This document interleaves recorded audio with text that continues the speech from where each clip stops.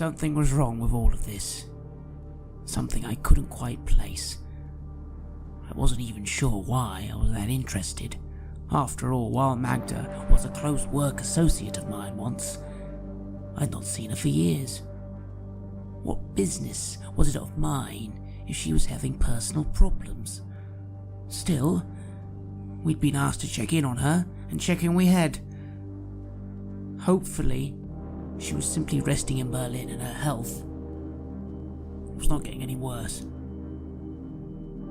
I felt guilty for going through her things, but something had driven me to want to find out more. I could only hope I would not regret such actions later. This is Red Moon Roleplaying.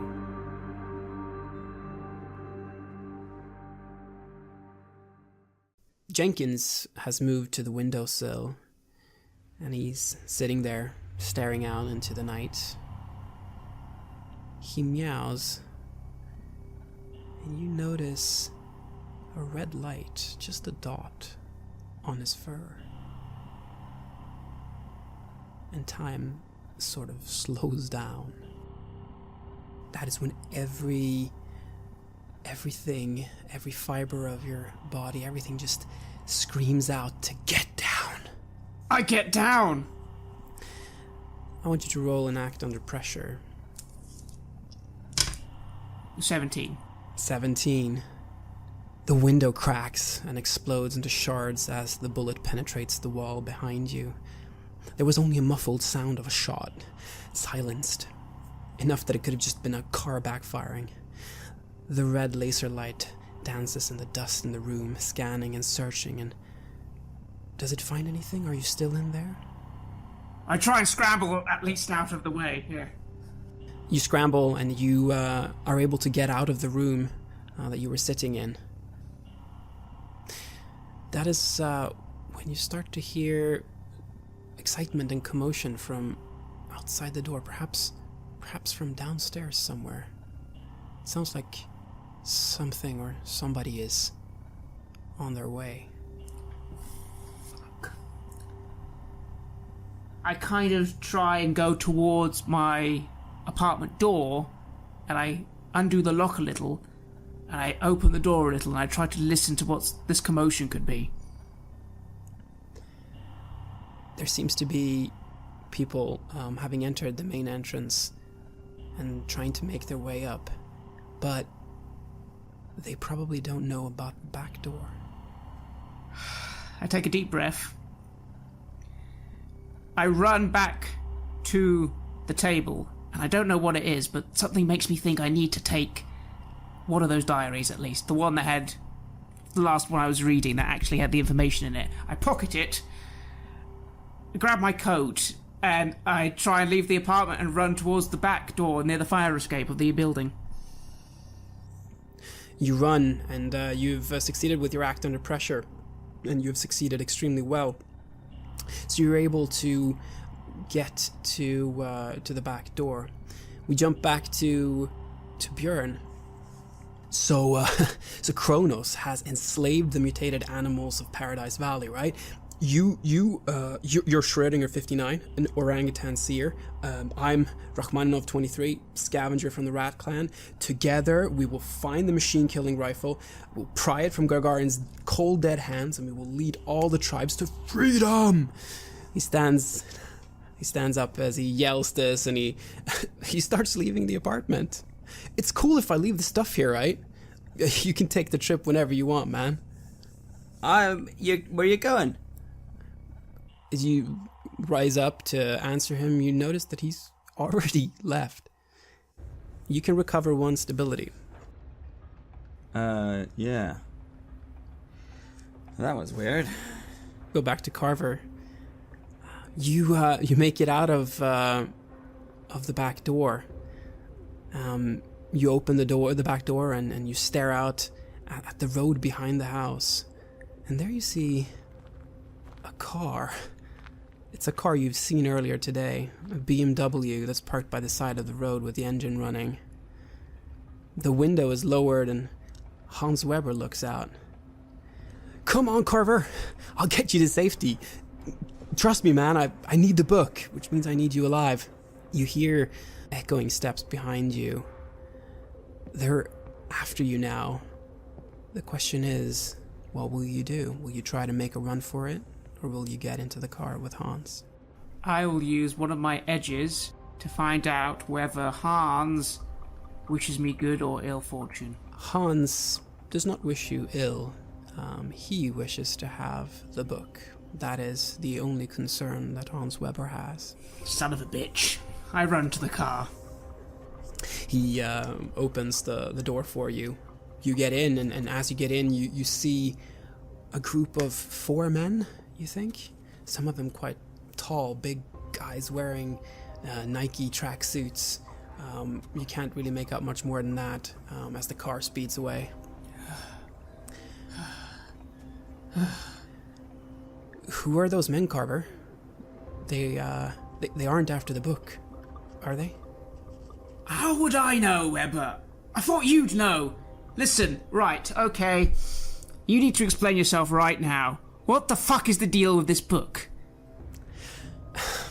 Look, I know that you don't have the book now, okay? I need you to find it. Please, if I can't track down and destroy every last copy, they will kill my children, Carver. Who's gonna kill your children? Meyerson, Harvey Meyerson, he already destroyed Isaricus, my company, and he won't hesitate to harm my family. Hans, seriously, what the fuck? This isn't good. The book is what's so important about this book. It's a stupid little art book from some little closed down exhibition. Who cares? Dreams in the city that never sleeps. Yeah, the book by Karen Wright, an art book that features work from up-and-coming artists in the avant-garde art scene in New York. The only thing really that stands out is that it was recalled after having sold only a few pieces. Also, it seems as if most of the works shown in the book ended up in private collections, making this a rare glimpse of art that is behind locked doors today. You do know that the book was indeed published by this now defunct publishing house called Isaricus, based in the town of Red Hook in New York State. This must be the company that Hans Weber used to own in that case. Look, Carver, I just need the book. They care about the book. Meyerson needs the book. I don't care. I just want my family to be safe, okay? Can I take you somewhere? I mean, I think we've been able to shake them. I mean, I'm not like a pro at this or anything, but I can't see anyone behind us. I give him Bjorn's apartment address. Drop me off here. All right. And he starts heading towards Bjorn's apartment. And doesn't take long until you arrive there. Hans Weber opens the door for you. If you think of something, get in touch with me, yeah? I give him a decisive grunt. I really don't actually care about him or his family. I'm more concerned about myself. Herman lets you in through the door.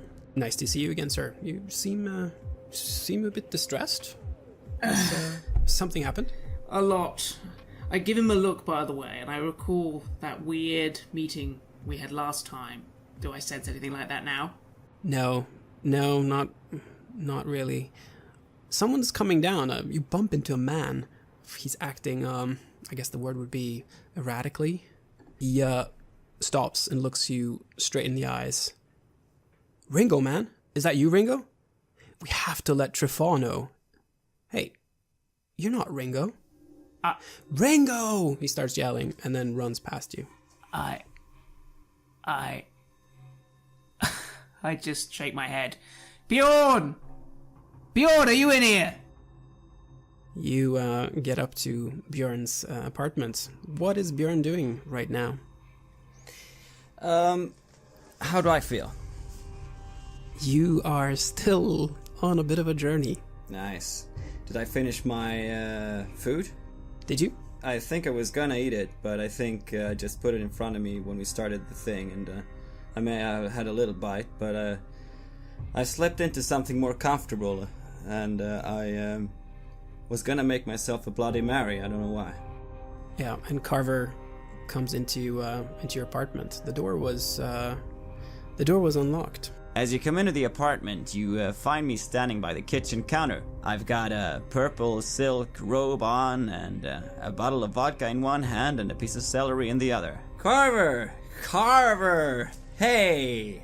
I walk over, I grab him by the shoulders, and I go, Bjorn, I'm really sorry. I need to. Oh fuck! I need to lay low here for a bit. Is that okay? Oh god. How much of a sense of urgency do I get from the man? You get the feeling that he's been through some kind of really, really serious life-threatening situation. He looks absolutely panicked. Alright, so that makes me... I want to try and collect myself. And you try to do that. The door is still left open. What do? Do you let it be open, or...? What happened, man? And I'll go over to shut the door, close it, and bolt it. Can I get a shot of vodka? Yeah, sure. Help yourself. I left the bottle there on the counter. I reach for the vodka, I take a swig. I was gonna make some Bloody Marys if you want one. No, that's okay, Bjorn. Look, I don't know where to fucking start. Okay, I'm in trouble with some people. I don't know why, but they just came to my flat and tried to shoot me. What? People want you dead? Are you sure they want you dead and not just... I don't know. Man, you're a warrior. Yeah. Sorry. Were they shooting at They you? were shooting at me, yes. Bjorn, sit down. Please sober yourself up. You might be in danger too. I don't know.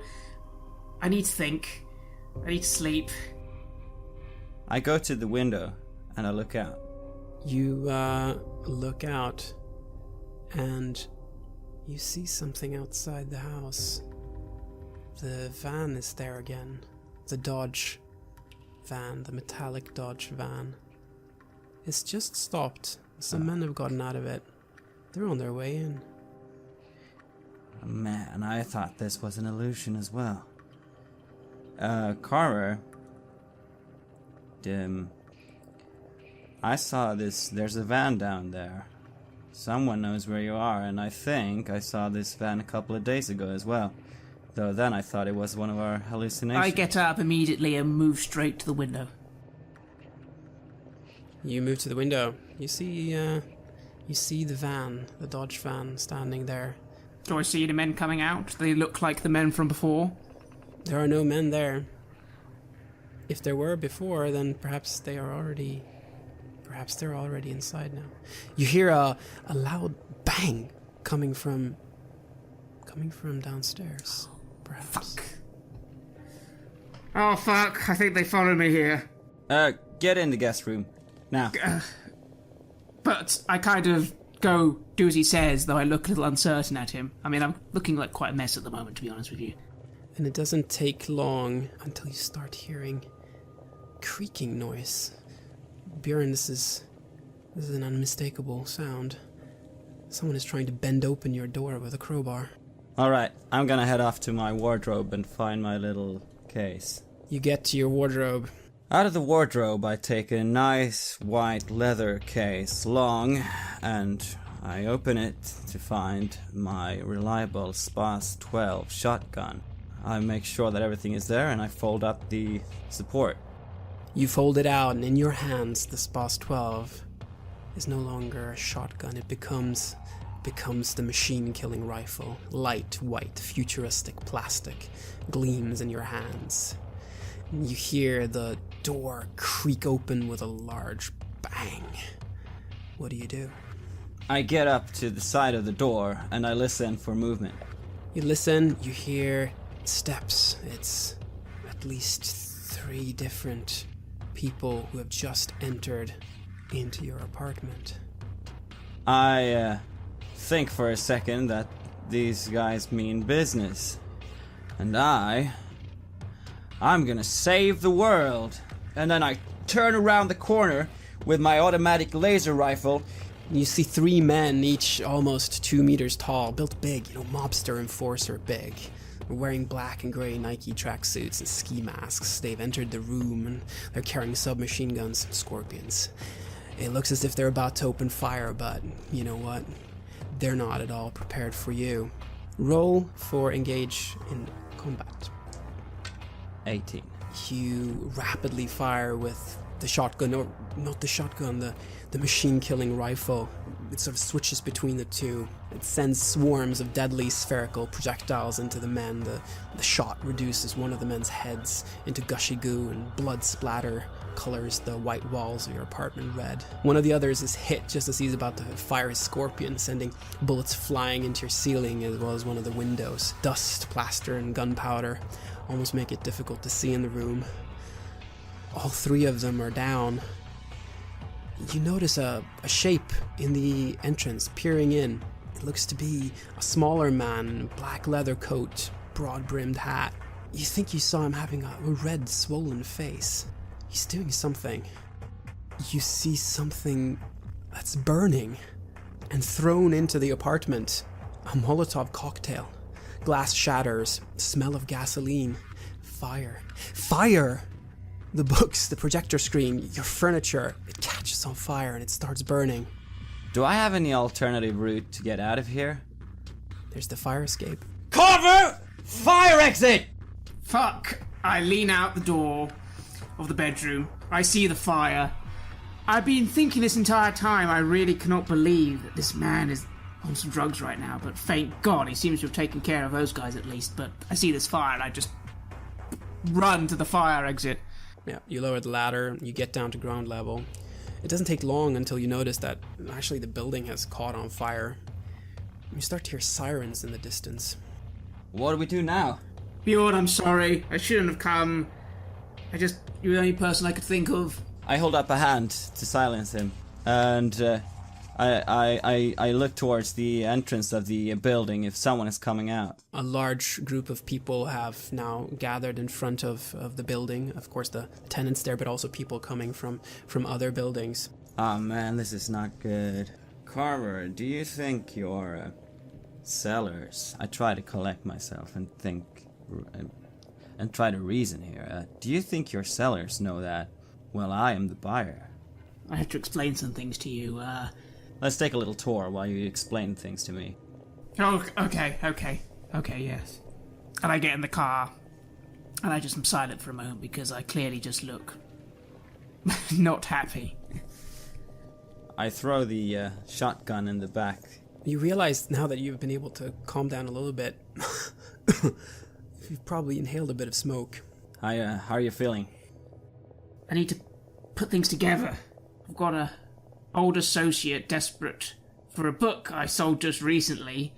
Someone's after him, a guy called Harvey Meyerson. He's a big business person. I don't suppose that name rings any bells with you. Harvey Meyerson. And he wants the book. He wants a book I sold, yes. Some stupid little art book. Then why would he kill you? I mean, how would he possibly get the book from killing you? Couldn't be him, could it? Honestly, I don't know. I agree with your logic there. That doesn't seem like the right call. I mean, the only thing I pause for a moment. Is it crazy to think this could be something to do with Magda? Magda? You think these guys were after her as well? Well, that's the only strange thing that's happened to you and me in the last few days, and suddenly now people are trying to kill me. They weren't trying to kill me before, and I sold this book on weeks ago. Did you look into it? Did you read it? The art book? Yeah. A little. It was Dreams in the City That Never Sleeps, Bjorn. Bunch of stupid paintings, very avant-garde, very out there. The only reason the book was rare is because the whole entire gallery got closed down. There was some legal matters. The art's now gone, so it's now considered rare, illegal art. Someone like Weber's never even been interested in that sort of thing. Not even sure why anyone would. I'm sorry, what was the name of the book again? Dreams in the City That Never Sleeps. Karen Wright. Dreams in the City. Have you left with the car now, or are you sitting out in the parking lot? No, we're starting to move. The smoke keeps on billowing out of the building on Neuer Jungfernstieg. There are no stars tonight, and the smoke and the black sky become as one as you leave the apartment building behind. You're sitting there in your Mercedes, trying to figure out what has happened and why there are people coming after you with submachine guns. I find myself thinking about Kramer. I'm trying to recall what happened last time. I seem to remember we only got a old phone number. Is that correct? Yes, you got an old phone number of Kramer's. You were unable to reach Anton Mahler. You were, however, able to reach Sasha Pogodin. Yes, and he just wasn't there. Was there an address that we got as well? There was addresses for all three gentlemen. I know this sounds crazy, Bjorn, but I really want to see one of these people now. Does that sound crazy? Sorry, one of who? One of these three people that Magda was associating with. Do you remember from the night? I thought they looked like weird customers. They looked like they knew something. Oh, yeah. Yeah, I remember Yeah. those shady types. And also the answering machine, that Philip guy who said that something's about to happen. Huh. You think this is related? I'm going by the process of elimination here, Bjorn. Bjorn, you realize that you have the keys, Magda's keys with you. Well, if you're right, and it actually has to do with these guys, and that Magda has fallen victim to them, it seems I still got her keys. What do you say we'll take a little trip to Berlin? I want to go by my apartment first, and then I need to check on my cat. What size have you got? Sorry? What size? I'm sitting here in a morning gown. I mean... Oh, I have clothes. Bjorn, I'll get you some... Yeah, you come to mine to get some clothes. I just need to get some things, and then... Right. Your place it is. It's starting to become quite late as you arrive at Carver's apartment. It's calm and peaceful here. No activity, really. It's almost midnight at this point. I step into my apartment. You hear an inquisitive meowing coming as you enter the apartment. I'm relieved. And Jenkins peeks out. He looks at you with his big eyes. I put a hand on Carver, as if asking him to stop. Let me have a little look around first. You have a look around the apartment. Aside from a destroyed window, and a rather, at this point then, slightly cold apartment and like glass shards on the floor, there really isn't anything in here. But obviously someone has fired a high caliber rifle at this apartment, and you see where the bullet has hit the wall. What can I make out of the entry point? The hardware is good, but the operator is somewhat amateurish. You didn't tell me they had snipers. That was a sniper. I don't know guns, Bjorn. I just know people were shooting at me through the window. You know what I mean? And you said they might want to kill you. Well, things are clear. Get what you need and see if you get me something basic, whatever, just a pair of jeans or whatever you got. I start to rummage around for some spare clothes I can give Bjorn, which in this case would be just some old jeans and some shirts. I gather up a few things I think I'll need. I go and get the diaries. I check on the cat again. And I get ready to leave, quickly writing a note to leave downstairs, informing the landlord I had an accident by the window and he's going to need to repair it. You do, and you finish up in the apartment. Do you bring Jenkins with you, or does he stay in the apartment? For the moment, I'm going to tell him to stay there. He's probably safer, to be honest, and I can't really be carrying a cat around. You sure you're not going to bring the cat? They're after me, right? Hopefully they're not going to come back here and just shoot the place up. Besides, we'll be back. He looks at you with begging, sad eyes. I'm sorry, buddy, but you'll be safer here. Don't follow me now, right? Carver, I think you should bring the cat. I'm not sure where we're gonna go, but something tells me you should bring the cat. You serious? Yeah, you should bring the cat. I look really torn on this, but then I kind of just go to get the cat basket, get some cat food, and and go like, okay, buddy, I guess you're coming with us. We might not be coming back, I guess. You can feel happiness coming from your friend. You seem to have made him very pleased. And he follows you and Burien into the car, back to the Mercedes. And it's now in the middle of the night. Where do you go? Did I completely shake my trip? The animals and robots and futuristic machine-killing rifles seem to have left you for this time. You're back to your old self again. I take a deep breath. Alright, and I put the gear in and say, it's off to Berlin. I just nod and lean back in the car seat. I'm tired. Yeah, to Berlin. You drive through the night. The roads connecting Hamburg and Berlin are mostly empty. You pass cities and towns that seem so peaceful. Everybody must be sleeping now. But neither one of you are able to get any sleep. Carver, you realize that you're still, like your heart is still beating very, very quickly. The adrenaline is sort of subsided, but there is no sleep coming this night. That much you know. How you both long for a good night's sleep, but that does not seem to be in the cards for tonight.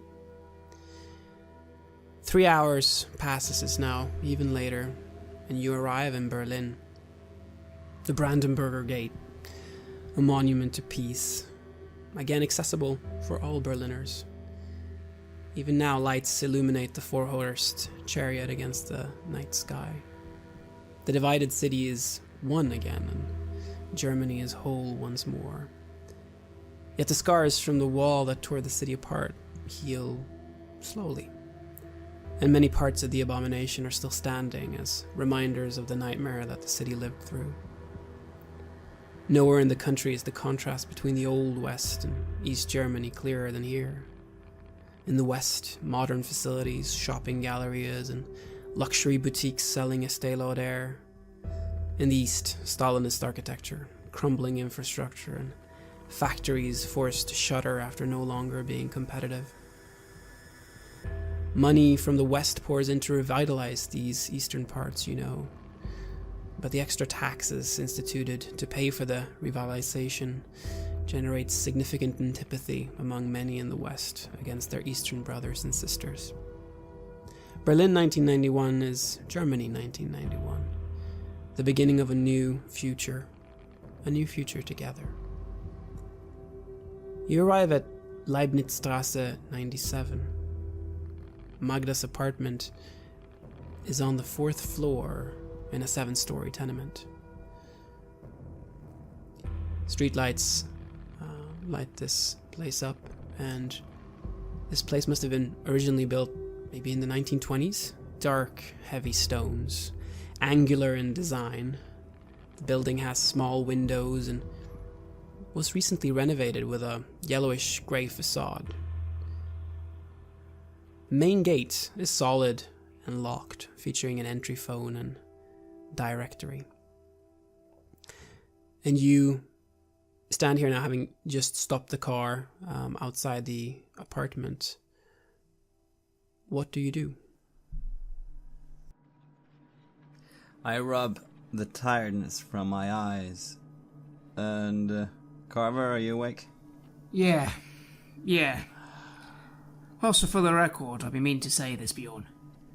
You just shot 3 people. Yeah.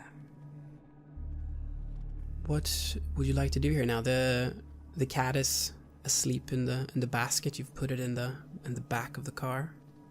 Well, I'm a bit tired. I'm contemplating if it would be better to find a place to sleep first, or if we should just go in and see what we find. What do you think, Carver? Let's at least find out if she actually is here, like we thought. Let's do this now. I'm sorry, I know we should get some sleep, but let's just do this now and then sleep then. Yeah, sure, let's do it. And I put the shotgun back into its leather case so I can nimbly sling it across my back, and I take the gun and I put it in my belt under the shirt. You do. And you now stand in front of this main gate. Solid. There's an entry phone, a directory, and there's also a keyhole. I look to Bjorn. I think you've got the keys. Yeah. Let me see. Yeah. Here. Right. I'll put them in. You put them in, and you're able to unlock the door. Coming inside, you notice that the house is built around an inner courtyard with a bicycle shed and what must be a laundry room. The yard is paved over with bridge stones and has a few poorly tended trees and scattered junk lying around. Small cast iron streetlights weakly illuminate the yard. To get to Magda's apartment, you have to go up to the 4th floor. Alright. Is there an elevator? The elevator is quite old, one of those that we experienced in the 90s, if you remember them. And you get up to the 4th floor. The door to Magda's apartment is in front of you now. Let's go in. Try the key in the keyhole. You realize when you put the key in that the door isn't locked. I shoot Carver a glance. I'm not surprised. I'm looking around the hallway to see no one's there, and then I'm taking off the bag with the shotgun, and I'm actually going to bring that out instead, because I feel a bit uneasy. Yeah. You see telltale signs, Carver, that this door, the lock to this door, that it has been picked, and that is why it's open. I gently ease open the door, remarking to Bjorn, "Well, someone's been here already." You open the door and it makes quite a large metallic sound that echoes in the staircase and the corridor of the apartment building. And aside from that, the apartment building is dead silent. What you have in front of you is a hall. Coats and jackets fill the hanger next to the door. There's a few days' worth of newspapers, mail, and flyers that have accumulated in front of the door. Dried flowers and a small porcelain image with a religious motif, the Madonna and Child, hang on the wall. I step into the apartment slowly, and I just close my eyes, and I just spend a moment trying to connect everything that's happened tonight and all the things going on, and I'm wondering, would I be able to use my sixth sense to get a bit of a guiding clue now? You have a feeling, a very strong feeling, that you are exactly where you need to be, and that this is where either Magda is or has been very, very recently. This is likely the place where you'll be able to find more information and more knowledge that can help you to understand what it is that's actually happening and who is actually out to get you and perhaps why. I calm a little. Bjorn probably can notice that, and I head towards the room marked with 7 on the map. When I notice that he is calming down so much, I look a bit suspicious at first, but then I turn back and I close the door and I lock it behind us. You do that. To get to room number 7, you walk through the living room first. Here is a grey leather couch that sits under the window. A table and 2 easy chairs are arranged in front of it. There's a half-unpacked suitcase that rests on one of the easy chairs. Heaps of clothing lie scattered across the sofa. There are several enclosed bookcases that are filled with leather-bound copies of what looks to be Russian and German fiction. Just a quick glance gives you this, given your expertise. One of the glass doors actually hang open, and a volume has very clearly been removed. You also see pictures in the bookcases. It looks to be Magda and 2 different men. There's 2 different pictures. Do you stop to look further, or do you continue heading towards the room that you indicated? I'm gonna have a look into the kitchen just to make sure no one's there before we move on, because that seems, the first room, number 2 there. What about you, Carver? Heading straight to room 7. Before you reach there, Bjorn, you're able to open up the kitchen. And You look in, and much like the Hamburg apartment, the room is in chaos. A small folding table sits to the right of the door. To the left are the sink, refrigerator, and freezer. Dishes from at least a few days are stacked by the sink. There's empty packaging scattered on the floor. And now, Carver, you open the door to what is a bedroom. And wrapped in a robe is Magda. She lies there, seemingly unconscious in her bed. She turns, mumbling incomprehensible things. Her arms, shoulders, and face are covered with scratch marks. There's clothes scattered on the floor. And the room, it stinks of that strong perfume, as well as another smell. You quickly identify that as coming from an incense burner on the bedside table. There's a Russian Orthodox icon of the Madonna and Child that's hanging above the bed. Magda's body is covered with blue-red boils that constantly move, as if something was alive inside them. Small, worm-like black heads peek out from some of the boils, retreating quickly when the light hits them. Carver, they look an awful lot like... Roll to keep it together. 12. So you will be able to resist this strong emotion here, but you will incur a condition. How about you will be haunted by this experience at a later time? Yes, you certainly will be. Much has changed from the last time you met. She looks at least 80 years old now. Her hair is completely white, matted to her wrinkled face. She continues to mumble, tossing back and forth. Most of the mumbling is in Russian. Hear Philip's name repeated several times. Something about Leningrad, and that she must go to the Frankfurt clinic to see Pyotr. There's a book that lies opened on the floor by the bed, and beneath the bedside table you see a black notebook. What do you do? I shout to Bjorn, Bjorn, you might want to come in here. And then I go over to Magda. Initially, I want to reach out to try and touch her just to make sure she's okay, but what I'm seeing, I just feel like I don't want to be anywhere near it, so I stop myself. And then I just go, Magda! Magda! The worms see you as you approach, and you try to contact her, try to communicate with her, but she seems to be completely out of it. She also seems to have a high fever. I just sort of wait for Bjorn. Bjorn, what do you do? After I check the kitchen, I move through the hall and I hear his exclamation. So I come into the room, shotgun lowered, because I'm assuming we're not in immediate danger. You come into the room and you see what I just described. And you also see Carver standing there, horror on his face. Carver looks absolutely horrified. What is that? Are those worms? Is that Magda? It's Magda, yes. I don't know what's wrong with her. I have no fucking idea what is wrong with her. Is she alive? She is alive, but she looks very, very weak. You don't think that she can survive in this state for much longer. We should call an ambulance. Yes, you go call an ambulance. Yeah, you do it quickly. And I just sort of reach for that little black book you mentioned, and I just start looking through it, scanning. It is another diary. It is the latest one, the one that covers up until pretty close to today's date. It's again in this very difficult to read handwriting. You think you're going to need a little bit of time to focus in on it to actually be able to get the information you need out of it. You also see the other book that lies open on the floor here by the bed.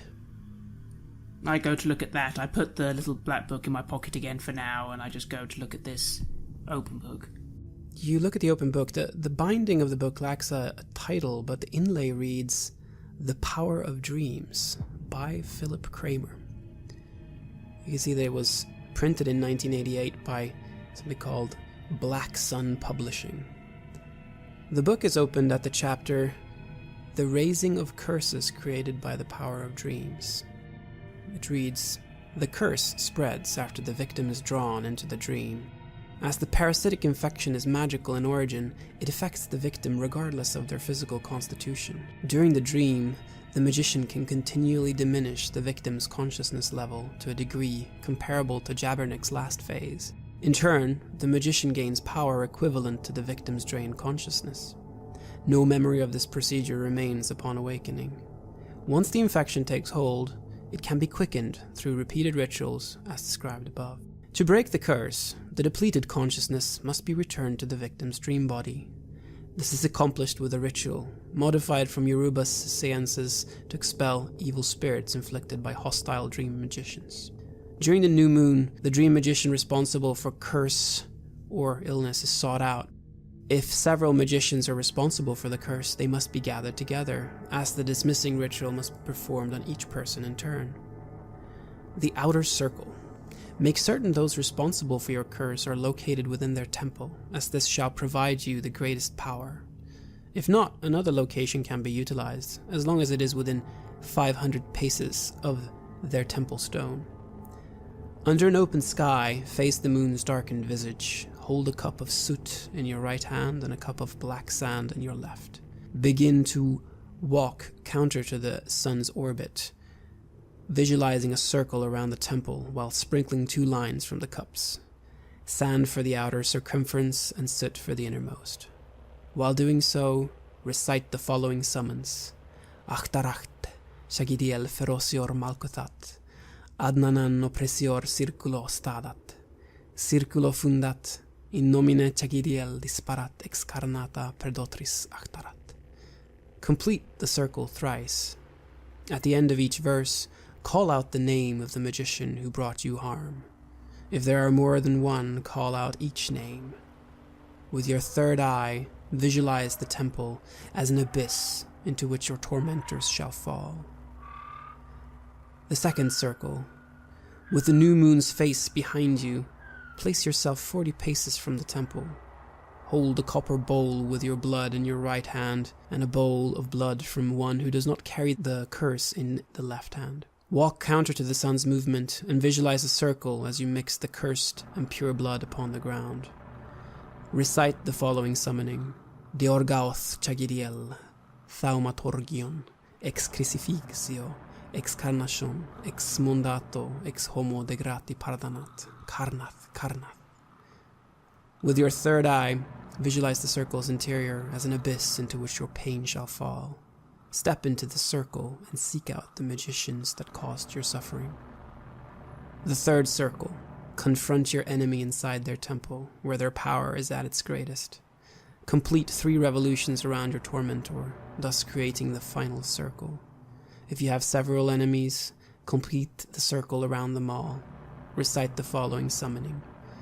Chagidiel Atharathos, Chagidiel Nekrat, Chagidiel Incarnat. You shall then witness your tormentor receive punishment, afflicting them with tenfold the pain and suffering they placed upon you, forever freeing you from their curse. This page has been dog-eared and clearly was what Magda, or someone, was studying in here. I read this all, my face just draining of colour. I've obviously read stuff like this before, and I've never liked it, especially back then when I dabbled in it myself. While you're reading, Björn, what are you doing? I'm gonna go look for a phone. You don't find a phone in the living room, nor in the hall. Well, there's one room that you haven't checked out yet. Maybe there's a phone in there. I'll go and check in that room. And you go in, and you find what must be an office. A desk with an old Apple Macintosh Plus dominates one wall. A corkboard with notes dated 6 months ago hangs over the desk. 3 bookshelves stand along the wall, half their contents missing. They mostly seem to contain collected literary or culture historical magazines. In comparison to the rest of the apartment, the office looks pretty clean and tidy, as if no one has used the room for some time. You also see that the bookshelves contain the first 11 published years of something called Slavic Forum, something that seems to be belonging to something called the Slavic Association. Slavic Association. On the desk is a phone. I move over. Is there a window in here as well? There is a window above the desk. Yeah, as a reflex, I just look through the window and see that nothing is moving. You only see the dark streets of Berlin out the window. I pick up the phone and I call an emergency number. You call the emergency services. Hello, I'm calling from Leibenstrasse 97. We seem to have an emergency here where an elderly woman is very sick and I think she needs immediate medical attention.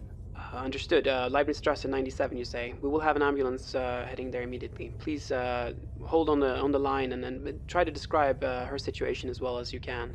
I try to describe it as some sort of parasitic infection, but I'm not sure. There seems to be some sort of visible parasites around her skin. Visible parasites. Understood. We will relay that information to the ambulance. And can I take your name also? Yeah, sure. My name is Bjorn Krusencherna. Very good, very good. Well, hold on the line, and they will be there very, very soon. Carver, what are you doing now? I take a long breath, and then I look at the front and back of Kramer's book. I'm looking to see if there's any author information, address, bibliography, that sort of thing. You look for information about who wrote the book and where it was published. What you find out is that, yes, the book is written by Philip Kramer, released through Black Sun Publishing in 1988. The publisher's address is also listed in the book. Black Sun Publishing is located on Kartenaustrasse 31. You, when you're looking at the book, you also see a list of chapters. You find a chapter called "A Dream Curses." I start looking into it. Part of me feels I should really at this point say something to Bjorn, but I'm feeling like I do often with books like this, and I'm just finding myself entranced. This chapter seems to describe how different diseases can be inflicted through dream magic. A disease inducing black boils is described in detail. Initially, the curses are rather benign, but are gradually empowered by the magician. In addition, the victim's pain and anxiety can be channeled back to the magician, who can use it for their own purposes.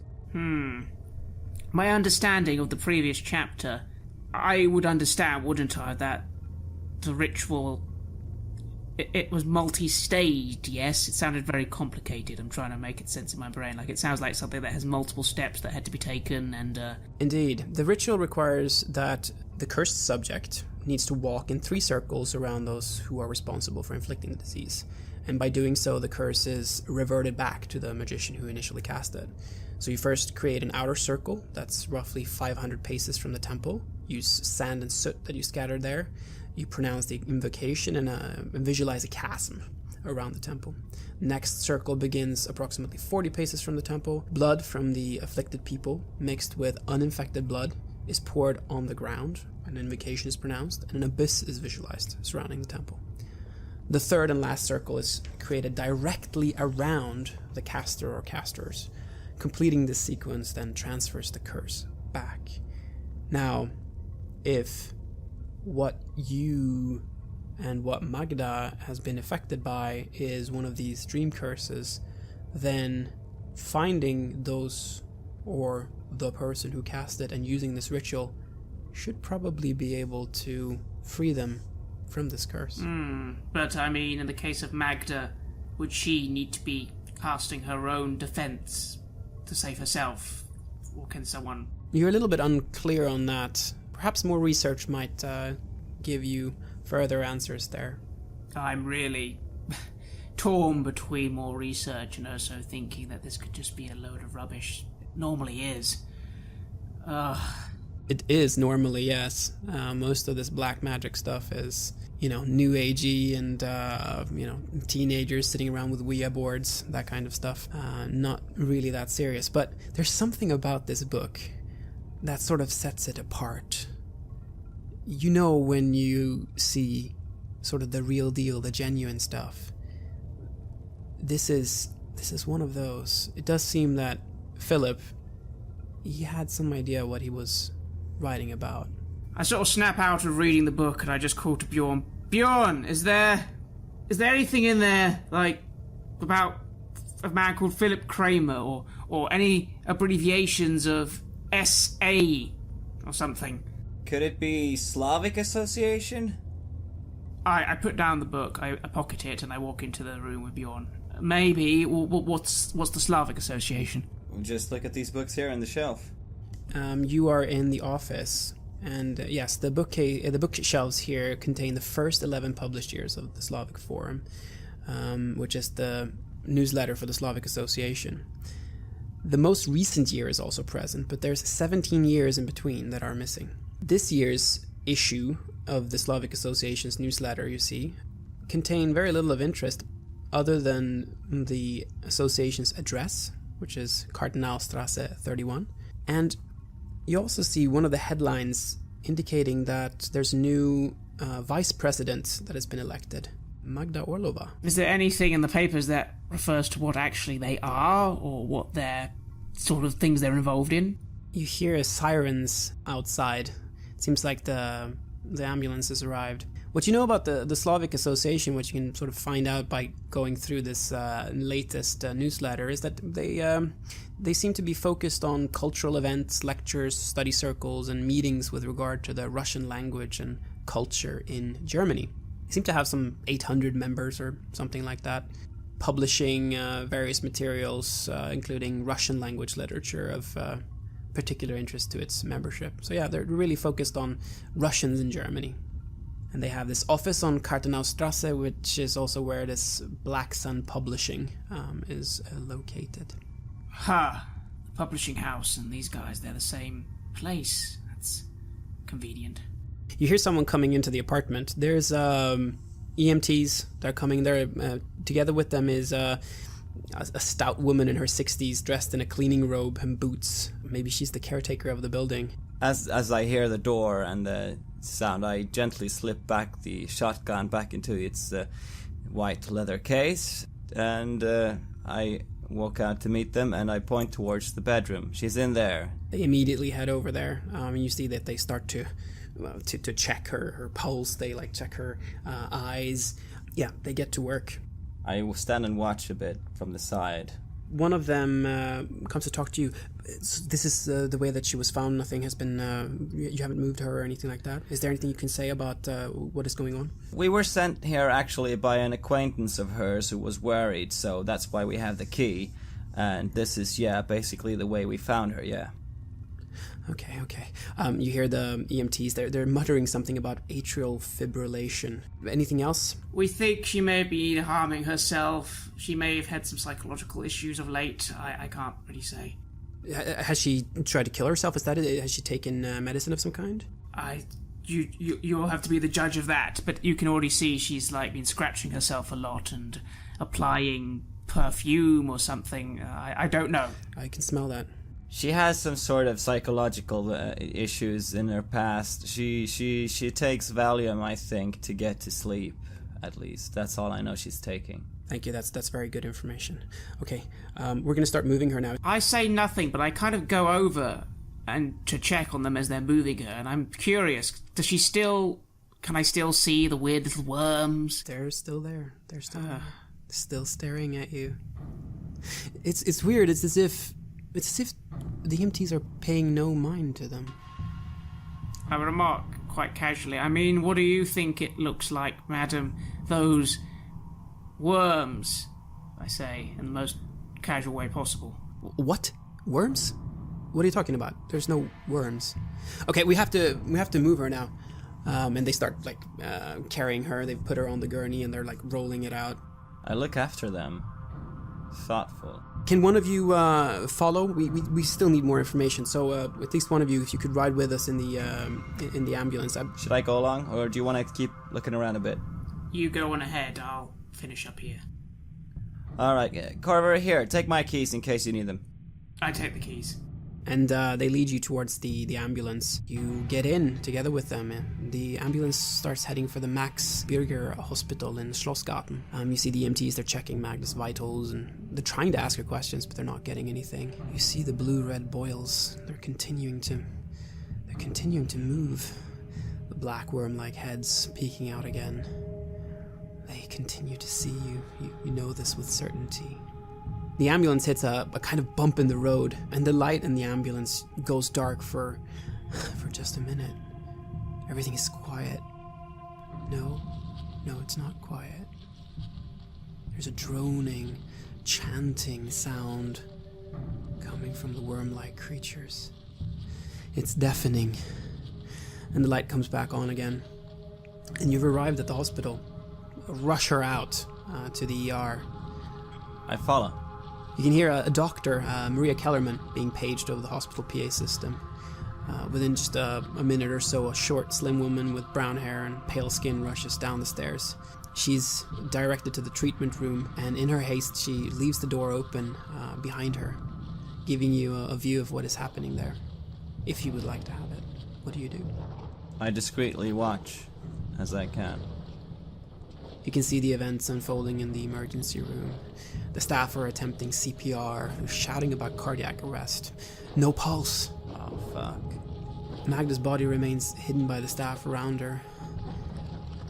And then a few frantic moments later, Dr. Kellerman straightens up, and she announces, "Okay, there was nothing we could do. We've lost her. Time of death." She starts to pronounce time of death. The personnel start to grimly withdraw, offering you a glimpse of Magda's body lying there. It's swollen and disfigured by red-black boils. They're continuing to convulse and pulsate. Suddenly, her skin splits apart and fat, yellow larvae with black heads burst through her flesh. They're eating her alive as you watch. She screams. The confused staff, they rush back in. What do you do? I'm so intrigued by this because I mean, it's shocking, but at the same time, I can't stop watching because these occult things is like something I've never seen before, and I just heard tales told, and I have to watch and I have to see what's going on. She's screaming as the yellow larvae are eating her alive. Roll to keep it together. 10. You are able to resist it, but you do get a condition. Which one do you go with? I feel an obsession. I mean, because this is feels like the first time I had the hallucinations a couple of days before, but now to see it genuinely happen, and after having read that passage in the book, it feels so real. I feel so drawn to the ritual and to its effects that I feel obsessed with this. You do. It doesn't take more than 10 seconds until her screams fall silent, and she is dead. The doctor comes to you after some time has passed, knowing that you are the one that came in with Magda. She seems exhausted and upset. I'm sorry for your loss. We did everything we could, but it was too late. Why did she scream like that? What just... Didn't she die? Yes, we don't know exactly what happened. We will have to study further, but there was nothing that we could do. You're her relatives? Yeah, old friends. I peek over her shoulders to see what's going on. Is there still larvae there? Are they... Yes, there is. Huh. Yeah. Old friends. Old friends. Will you be the ones to contact regarding the funeral arrangements? I shake my head and I focus on the doctor. No.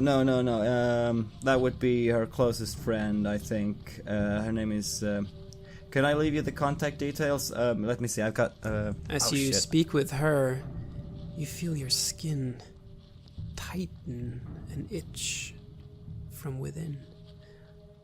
You look down, stopping mid-sentence. Small spots have appeared on your arms.